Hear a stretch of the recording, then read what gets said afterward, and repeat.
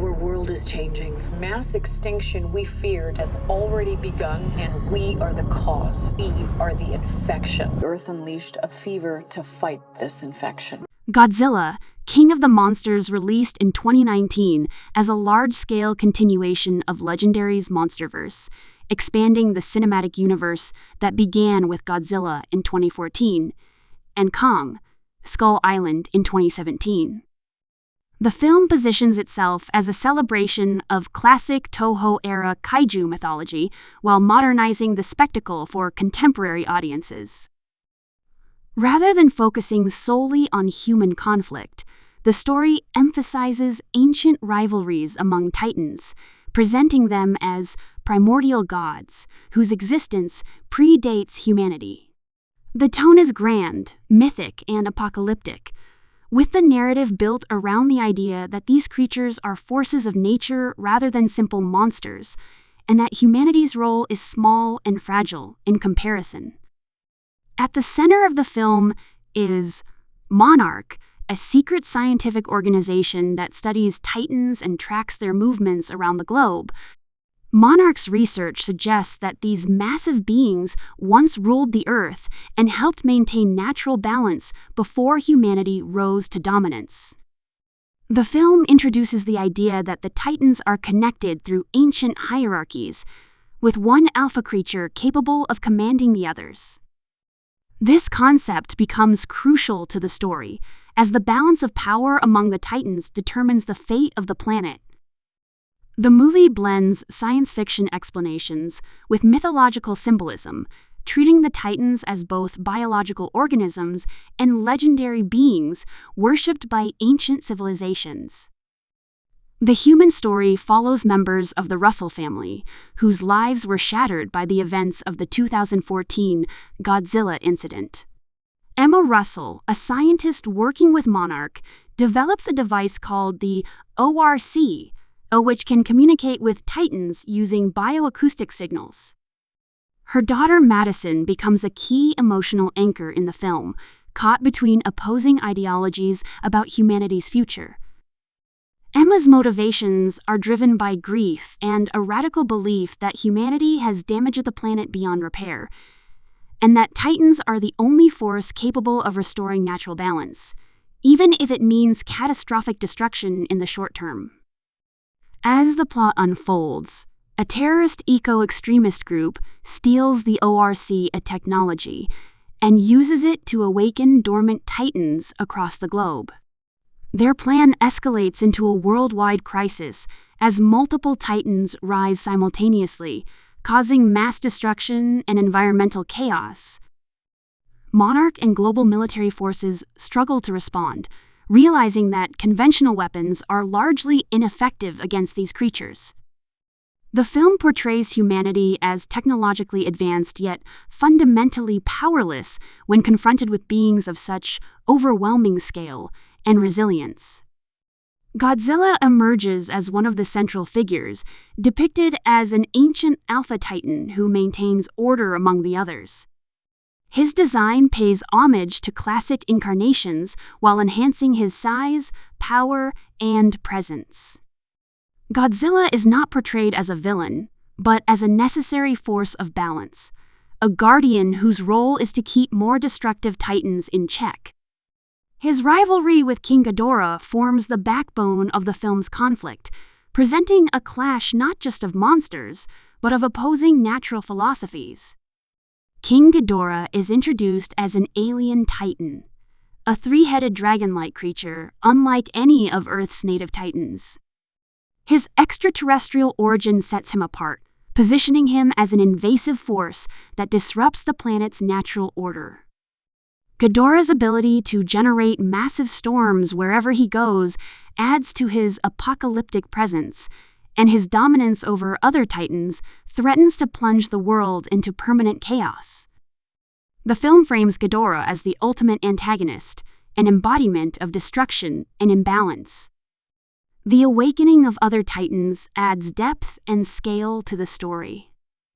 Creatures such as Rodan, a fiery volcanic titan, and Mothra, a luminous and benevolent guardian, play important roles in the unfolding conflict. Rodan is depicted as a creature of raw aggression and power, initially aligning with Ghidorah due to dominance rather than loyalty.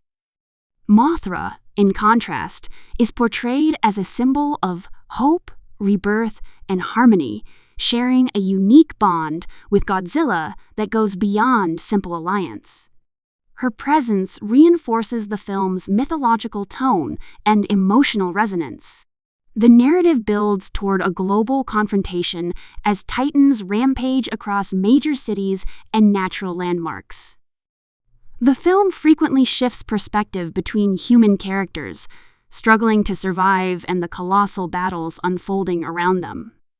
These sequences emphasize scale and destruction, showing cities reduced to rubble and landscapes reshaped by Titan activity. Despite the chaos, the film consistently reinforces the idea that these events are part of a larger natural cycle, one that humanity has long forgotten. A significant portion of the story explores moral ambiguity. Emma Russell's actions, while extreme, are rooted in a genuine concern for the planet's future. She believes that humanity's environmental destruction has pushed Earth to the brink, and that Titans are a corrective mechanism. This ideological conflict adds complexity to the film, moving it beyond a simple good versus evil narrative. Characters are forced to confront uncomfortable questions about humanity's place in the natural world and whether survival should come at the cost of dominance. As Godzilla battles Ghidorah, the film escalates into a series of massive confrontations across land, sea, and sky. One pivotal moment sees Godzilla severely weakened, highlighting his vulnerability despite his godlike status. Monarch's decision to intervene directly, even at great personal cost, underscores the growing realization that humanity's survival depends on cooperation with these ancient forces rather than attempting to control or destroy them. Mothra's role becomes increasingly important as the story progresses. Her sacrifice is presented as a powerful, emotional turning point, reinforcing themes of renewal and selflessness. This moment not only strengthens Godzilla, but also solidifies Mothra's status as a spiritual counterbalance to the destructive chaos unleashed by Ghidorah. The film uses visual symbolism and musical cues to elevate the sequence, making it one of the most memorable moments in the narrative. The climax brings Godzilla and Ghidorah into a final, devastating battle that determines the fate of the world. Godzilla's transformation into a near unstoppable force represents the culmination of ancient power and modern intervention. The destruction reaches its peak, but so does the sense of resolution, as the balance of nature is ultimately restored. The defeat of Ghidorah signifies the removal of an unnatural threat, allowing Earth's titans to return to a more harmonious hierarchy. In the aftermath, the film shows the world adapting to the existence of titans rather than erasing them. News reports and visual montages suggest that the titans, under Godzilla's dominance, begin to heal damaged ecosystems and restore balance to the planet. This ending reinforces the film's core message that humanity must learn to coexist with forces greater than itself. Godzilla is crowned as the true king of the monsters, not through conquest alone, but through his role as a stabilizing force.